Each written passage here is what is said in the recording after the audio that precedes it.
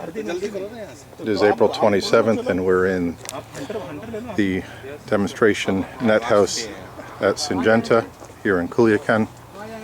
This Stephania variety was transplanted September 15th approximately.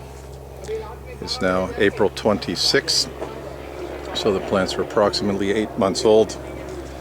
And when we look at the tips, we can see that there's no more flowers. So the plant has stopped flower initiation for the most part in response to the change in the climate.